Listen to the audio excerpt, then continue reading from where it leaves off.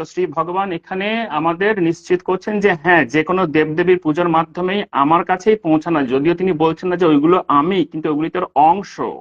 সেখানে বলা হচ্ছে অন্যান্য দেবতা তার অংশ, কিন্তু কৃষ্ণস্তু ভগবান স্বয়ং। ঠিক আছে, ওটা একটি শ্লোক আছে, এই মুহূর্তে মনে পড়ছে না, যেখানে বলা হচ্ছে অন্যান্য সব দেবতা তার অংশ, কিন্তু কৃষ্ণস্তু ভগবান স্বয়ং। অন্যান্য দেবতার পূজার মাধ্যমেও সেই পূজাটি শেষ পর্যন্ত ভগবান শ্রীকৃষ্ণের কাছে বা পরমাত্মার কাছেই পৌঁছায়, এবং সেভাবে তিনি বুঝছেন যে তাঁরই পুজো করছে হচ্ছে, তাতেও কোনো অপরাধ নেই। শেষ পর্যন্ত মানুষ তা অন্যান্য দেবতার পূজার মাধ্যমেও, এর ইন্দ্র বা লক্ষ্মী বা সরস্বতী বা কার্তিক বা গণেশ, এদের পূজার মাধ্যমেও শেষ পর্যন্ত শ্রী ভগবানের কাছেই পৌঁছাতে পারেন। এই নিশ্চয়তা শ্রী ভগবান শ্রীকৃষ্ণ ভগবদ গীতার মাধ্যমে শ্রী অর্জুনকে এবং আমাদের সকলকে দিচ্ছেন এই নিশ্চয়তা। কাজে আমাদের মধ্যে কোনো কনফিউশন বা কনফ্লিক্ট নেই। এখন গীতা যখন লিখিত হয়েছিল বা কথিত হয়েছিল বা গীত হয়েছিল, তখন তো এই অন্যান্য ধর্ম, খ্রিস্টানিটি, মুসলিম, এগুলো আসেনি না। 5,000 বছর আগে এদের অস্তিত্ব ছিল না, যদি 5,000 বছর আমরা গীতার বয়স বলে মেনে নিই বা তার চেয়ে একটু বেশি।